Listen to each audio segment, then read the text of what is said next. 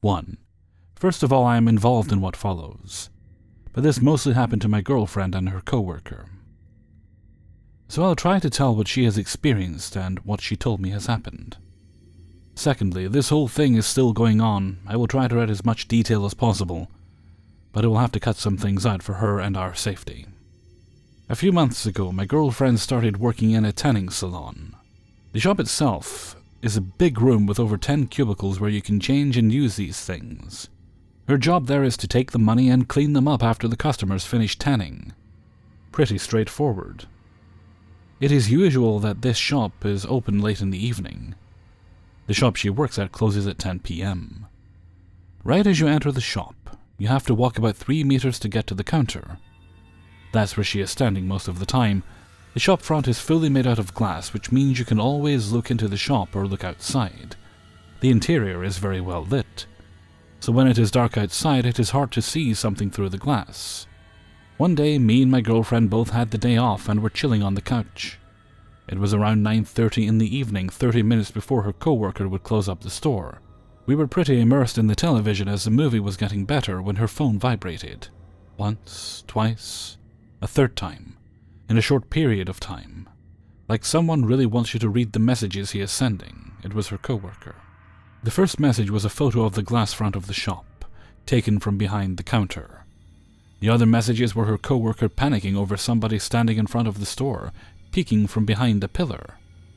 We looked closer at the picture. My hair stood up when I saw it. You remember those you'll shit bricks when you see it pictures that were all over the internet about 10 years ago? That was just like one of those.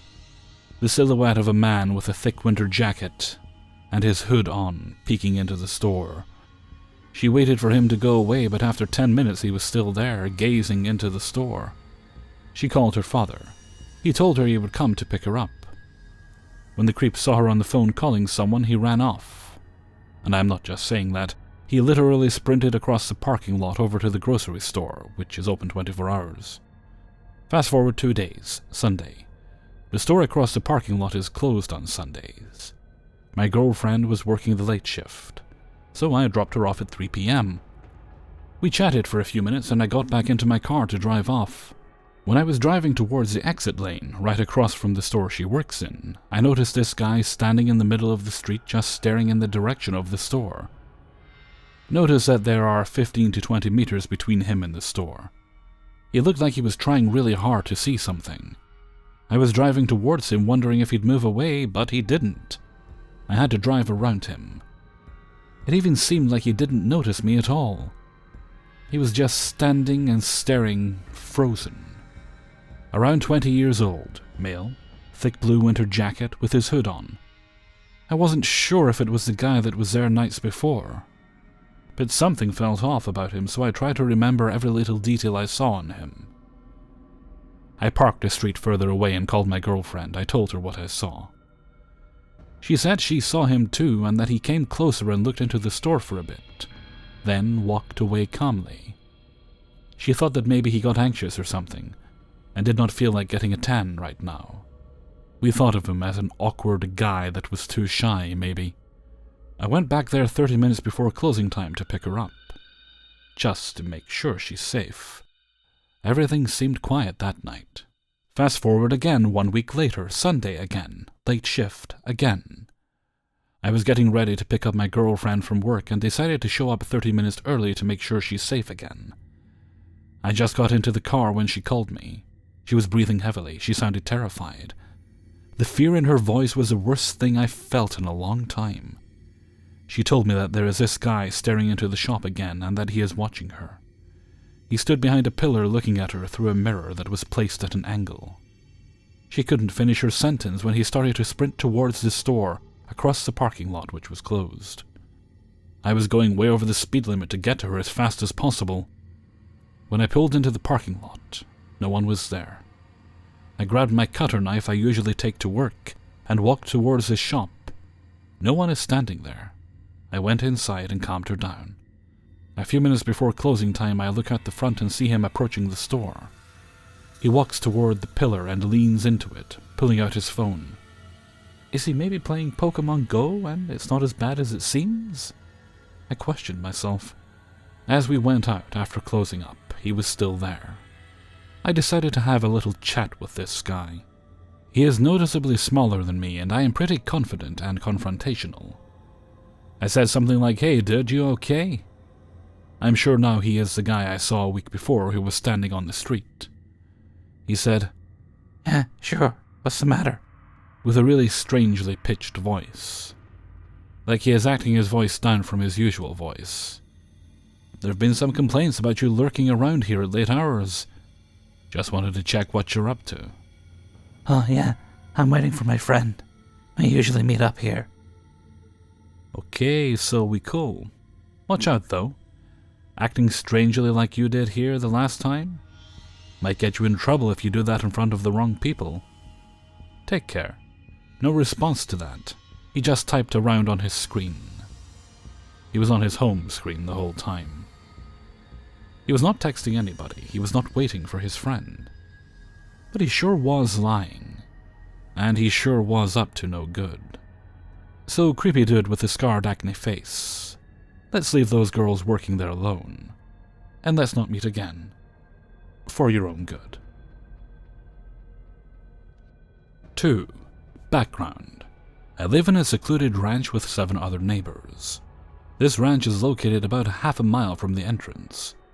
And to get there, you have to go through dirt roads. When this happened, it had been raining for a couple of days, so the roads were barely drivable. This started out as any other night of this year so far. I've been taking on a few more hours of work to put in practice and get training for an advanced position in my career, which hopefully I'll get soon. I digress, let's get back to it. I've been getting home at around 12 to 1 a.m. My usual routine when I get home is either eat the Mexican food I bought from a 24/7 taco place, or reheat the dinner my mom left for me. I take my food over to my room, turn on my Xbox, and put on something to stream while I take dabs and eat. This particular night, I had gotten a few pre-rolled joints from work as a little gift from a friend. I decided to go smoke them before I began eating, so the munchies hit the spot just right. I have 2 doors to my backyard, a sliding glass door in the living room and a side door at the end of the house next to my room. I went out the side door and sat on the wood railing just outside and sparked them up. The way this side yard is set up, if I sit on the railing, I am facing the street where I have a view of my next door neighbor's full yard and 2 of my front door neighboring houses. As I was listening to the music and smoking, I saw a figure running across from my next door neighbor's house to my front door neighbor's house. Listen, I know I was high. I was 1 joint in and already on my 2nd, but my tolerance is stupid high. This was not some paranoid illusion or my mind playing tricks on me. I saw a figure move and I felt the blood drain from my face, and my high died instantly. I had never been in this situation, so didn't really know what to do. My neighbors have one of those metal screen doors, and I heard the guy clearly trying to rattle it open. That's when I knew shit could go down. I went back inside, basically ran to the front door and locked it. Peered out of the peephole and saw him pacing around frantically. I called my mom and told her what was currently happening. My mom then called her friend, the neighbor who lives in the house the man was currently trying to open, to warn her. While this was all going down, my neighbor 2 houses down was awake and saw some parts of the incident. I talked to him the following day, and this is what he said about it. Everyone in the property has dogs, ranging from my little husky and pit to annoying chihuahuas. Anyways, he was up watching TV in his living room that has a view of the street. He said he heard his dogs barking non-stop. A few minutes, all the dogs in the entire neighborhood were barking. This freaked him out a little, so he went out to his window and saw the man going from house to house, trying to open every car in the place. He then got his daughter to call 911. As I said before, we live in a secluded ranch, so when people come over, we have to give them directions. They usually end up getting lost about a mile or 2 down the road if they type our address on maps. It took about half an hour from the moment she called to the moment the police arrived. By the time the police arrived, the crackhead had locked himself into my neighbor's car, which was roughly about 20 to 30 feet from my door. I had a perfect view from the peephole. We had called some more of the neighbors to warn them about what was going on. Now this started at around 1 a.m. and it was around or near 2 a.m. when the police came. Once I heard the sirens, I called it a night because I was tired as shit and had to be back at the lab at 8 a.m. My mom and our neighbor worked together and are close friends. While at work, she proceeded to tell her what the police said about the man they found inside her car. She told me this later that day when I got home from work. So, once the police arrived, they knew where the man was hiding, so they approached the vehicle and apprehended him. The man had an arrest warrant out for him as he had previously escaped jail. The fucking irony is that across the street there's a state pen. Anyway, this guy was amped up on a stimulant, either crack or meth. He was so shit-faced. This damn animal proceeded to shit and puke all over my neighbor's car. I do not want to get into those details, not then, not now, not ever. All I know is that it's been about 4 weeks since they barely started driving it again a few days ago. This is by far the closest and worst encounter I've had with a cracked-out person. It was goddamn scary. I'd probably shit my pants if I woke up to one inside my room. 3. So this happened to me about 6 months ago now. I'm originally from a town in the north of the UK, but I was living in a different part of the country at the time, for university. I was just going into my second year, so I had moved from student accommodation, like halls, to a house share with 4 other girls. We were in a pretty nice house in a small dead-end street, and all the shops and bars were at the end of our street. I was in a bedroom that was on the bottom floor, and at the front of the house. It had originally been a living room, but had been changed into a bedroom for student housing. Because it used to be a living room, the window was a huge bay window that took up the entire length of the front wall. The house had a big driveway and a front garden, both with fences around. This meant that you couldn't walk past the front of the house without intending to be there. You would have to walk up the driveway. I had been living in the house for about 2 weeks when this happened. On this particular night, there were only 2 of us in, and our other 3 roommates had gone home for the weekend. The other girl that was in had a second-floor bedroom, also on the front of the house. It was around 2 a.m. and I was sat in bed watching Netflix. I didn't usually stay up this late, but I was talking to a new boy at the time, and would often stay up late just to talk to him. Sad, I know, but new relationships are exciting. I remember wanting to go to sleep at about 12:30 and deciding to stay up for a bit longer to talk to him, and now I'm glad I did. At this time I was quite naive and didn't really think much about the dangers of not locking doors and leaving windows open.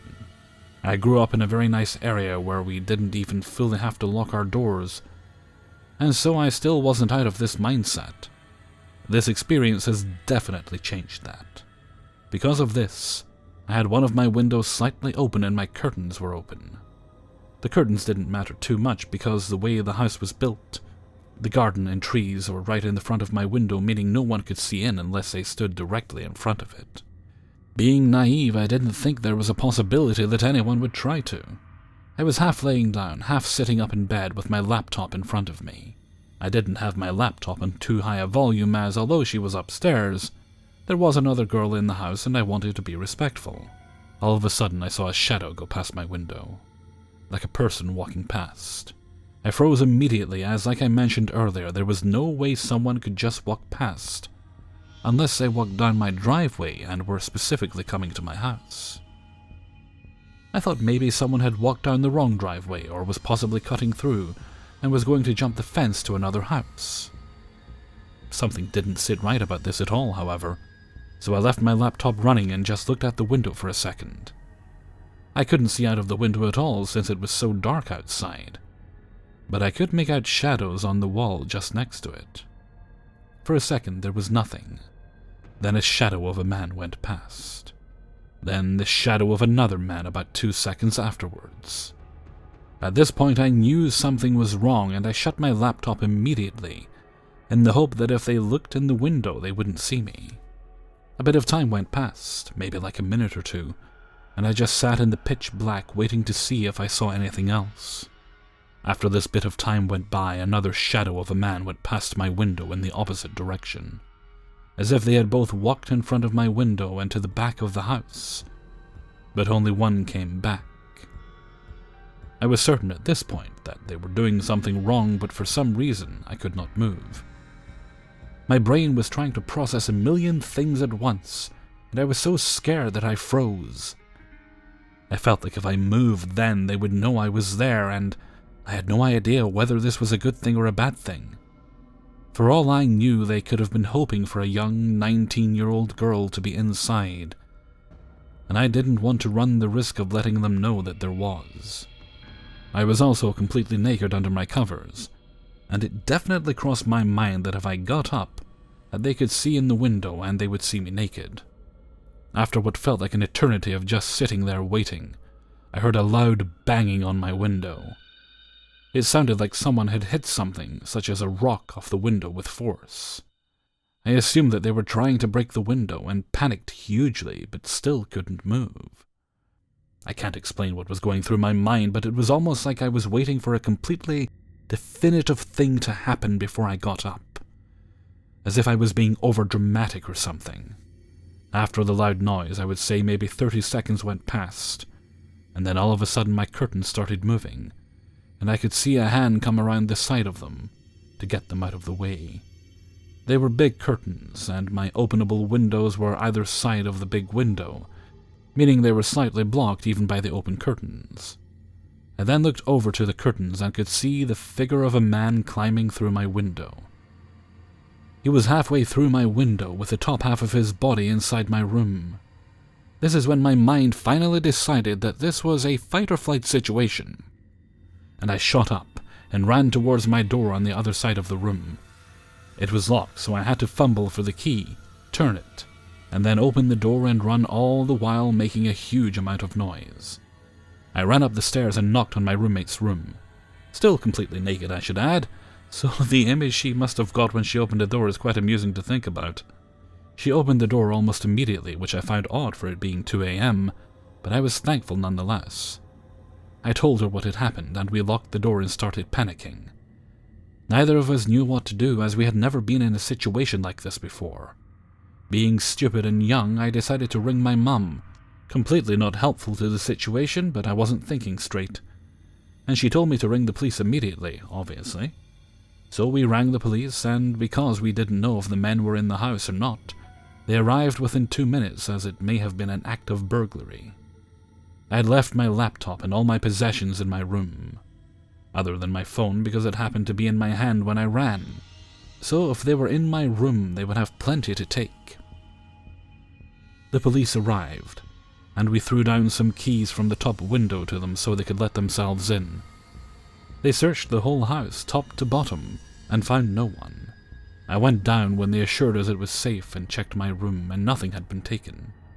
I knew for sure they mustn't have even come into my room at all, because my laptop was clear as day on my bed and would have been the first thing they had seen if they had. The police agreed I must have scared them off by getting up, as they mustn't have been expecting anyone to be in. They must have thought the room was a living room, as it made sense for it to be, and have been expecting to rob the house while everyone else was asleep upstairs. I had this crazy thought process through all of this where I started wondering if I had seen what I thought I had, and started doubting myself and wondering if I was just insane. But when I went down to check, my room window had been completely open to its fullest extent. I had only opened it a crack at most, and this just confirmed that what I had seen was completely real. I learned a valuable lesson about leaving windows open that day for sure. While the police were there, they actually got radioed about an attempted robbery just a couple of streets along from mine, and they suspected it was the same 2 men. Nothing ever came back about that though, so they mustn't have caught them, unfortunately. They told us that if they did catch anybody engaging in a similar crime, they would get back in touch, but to this day they haven't. So either they've been caught and not connected to my case, or they haven't been caught at all. CSI came the next day, and they actually managed to get a fingerprint from my window. But they said the person must have been sweating or something, as the fingerprint was too smudged to get anything from. I'm so glad I decided to stay up later, as if I hadn't been awake for this, they would have physically been in my room by the time I noticed they were there, or they had noticed me.